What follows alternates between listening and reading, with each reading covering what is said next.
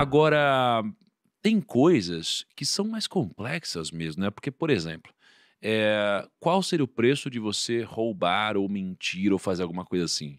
Bom, talvez uma mentira pequena tenha um preço mais Hum, barato. hum, Talvez um roubar, talvez para algumas pessoas não tenha preço. hum, Talvez você vender um filho, não exista preço para algumas pessoas, para outras talvez exista, até hum, porque alguns fazem isso. hum. Então, realmente é uma questão muito particular e complexa, né? Realmente. Muito. E aí, Clóvis, assim, indo aqui para nossa última grande reflexão. E lembrando que, pô, é tão gostoso falar com você. E eu não falei aqui no episódio, mas eu já devo ter falado alguma vez que a gente gravou. Eu queria ressaltar aqui no programa de fazer essa última pergunta aí profunda. É, pô, você é o filósofo que eu mais gosto de ouvir. Adoro ouvir. Faz anos já que eu te escuto. Eu lembro quando a gente gravou a primeira vez nosso podcast. E fora, obviamente, os atributos mentais e o bom raciocínio, as boas reflexões, acho que o que eu mais gosto em você é a sua paixão pelo que você faz. Eu acho que eu nunca conheci alguém que ama tanto o que faz, ou pelo menos parece amar tanto o que faz, porque Uhum. você fala de um jeito onde, além do talento e do dom que você tem, você também coloca muita emoção pra fora. Eu adoro isso. Por isso que eu sempre gosto muito de trazer você aqui. Muito obrigado por isso, tá? É, e a pergunta que eu quero fazer é o seguinte. A gente tem uma jornada de vida onde eu vejo que a escola ela ensina muitas coisas, né?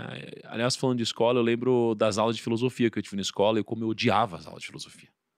E o como eu amo hoje filosofia, né? E o como realmente você vê que muitas das coisas que eu odiava não tinham a ver com o conteúdo, né? E sim, às vezes com a Hum, forma, ou até hum, com o hum. professor. Uma pena que nem todos puderam ter professores como você, né, no âmbito da filosofia. E aí, quando a gente fala de escola, a gente aprende muitas coisas, e uma delas não aprendidas é o assunto do dinheiro. O dinheiro ele é muito pouco ensinado na escola. E às vezes a gente sai de lá sabendo tantas coisas, mas no final das contas a nossa jornada de vida é uma jornada em busca do dinheiro.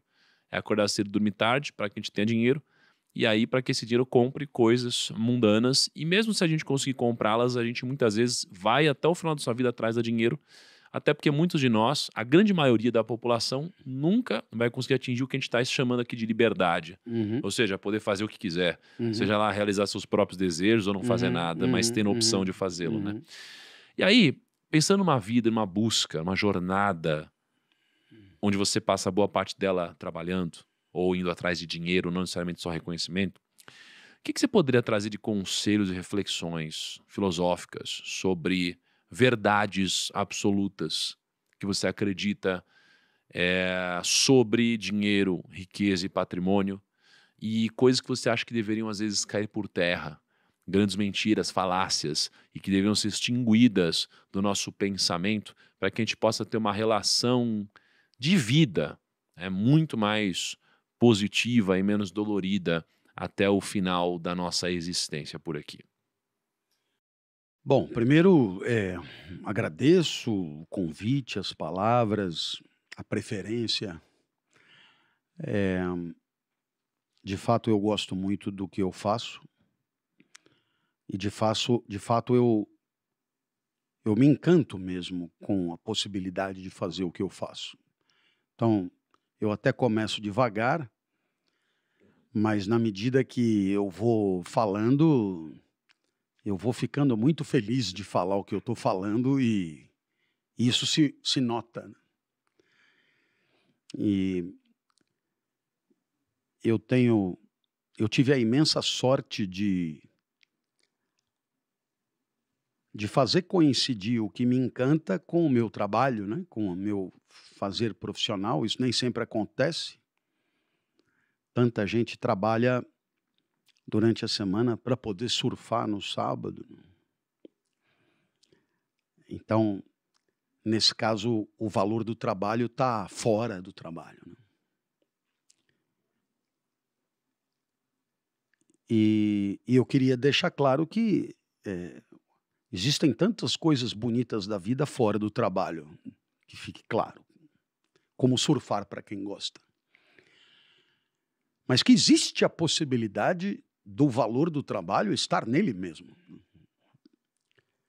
seja, o valor do trabalho não está nem no salário, nem na recompensa, nem no reconhecimento, nem no aplauso, nem na glória, nem no nada. O valor do trabalho está nele mesmo.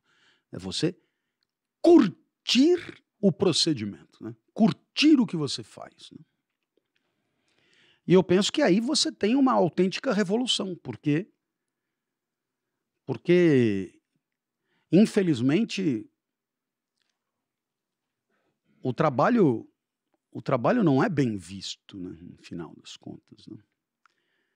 O trabalho é muito mal pensado. Né? Se você pegar um contingente de pessoas que trabalham, você perceberá que uma imensa maioria não vê nenhum problema em dizer que trabalha por causa de outra coisa. Senão a expressão happy hour não faria sentido. A hora feliz está fora do trabalho. Por outro lado, o dono do capital, o empresário, ele é um empresário.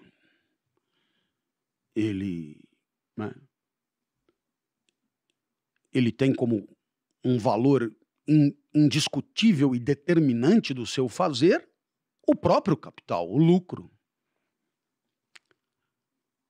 E, portanto, veja, o pobre do trabalho, ele é olhado de escanteio pelo trabalhador e é olhado de escanteio pelo empresário, porque os dois veem no trabalho alguma coisa cujo valor está fora.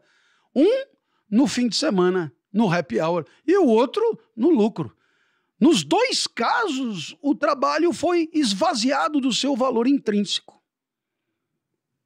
É por isso que chama muita atenção quando alguém que trabalha gosta demais do que faz, porque ele está denunciando a possibilidade de uma vida boa no trabalho, né? Não proporcionada pelo trabalho, o que é completamente diferente, mas no trabalho, né? No trabalho.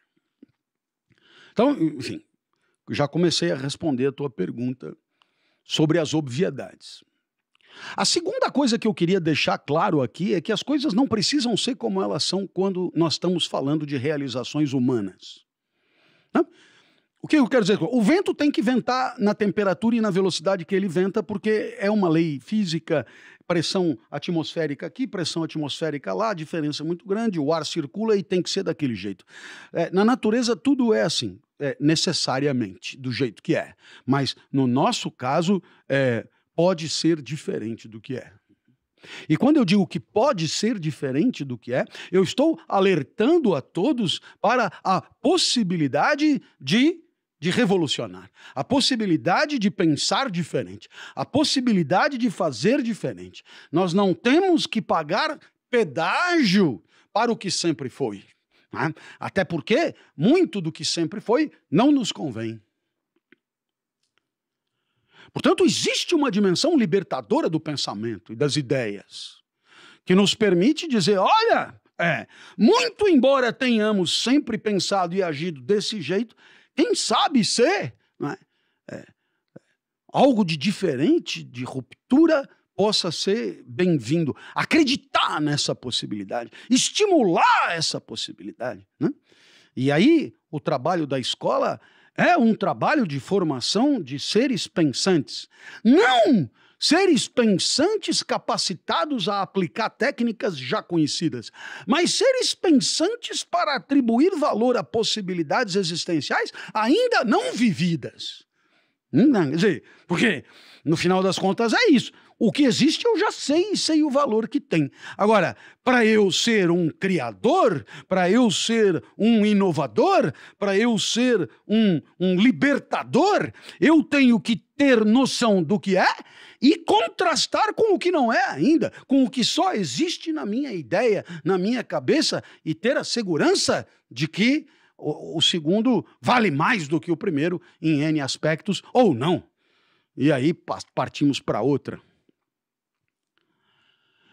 Um terceiro ponto que eu acho fundamental, você disse que o dinheiro ele é ignorado no mundo da escola, e é verdade, né?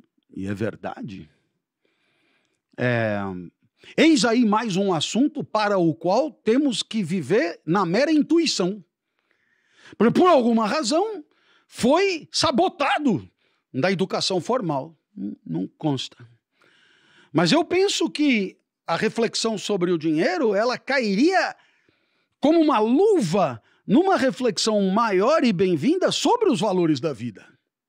E o dinheiro como um elemento propiciador e facilitador de uma vida com esses valores. Ou seja, uma reflexão existencial, filosófica profunda. As escolas que são confessionais, elas oferecem isso por meio do ensino religioso. Mas eu digo, a religião e a filosofia são dois caminhos diferentes para pensar a vida boa para mortais, né? São dois caminhos diferentes. Elas são, digamos, de certo modo, concorrentes. A salvação no ensino religioso é operada de fora e a salvação no ensino filosófico é operada de dentro, pela própria razão, pela própria sabedoria. Então, são caminhos diferentes. Agora, se as escolas confessionais oferecem alguma reflexão sobre a vida boa, as outras talvez nem isso. E isso é lamentável, porque tudo que é ensinado tem a sua importância, e você aplica a fórmula de Bhaskara, o teorema de Pitágoras, seno quadrado de θ mais cosseno quadrado de θ, os afluentes da margem esquerda do rio Amazonas, você aprende sobre as funções do complexo de Golgi, da citologia, e tudo isso é muito legal, é muito importante saber, é muito bacana saber, etc. Mas vamos combinar?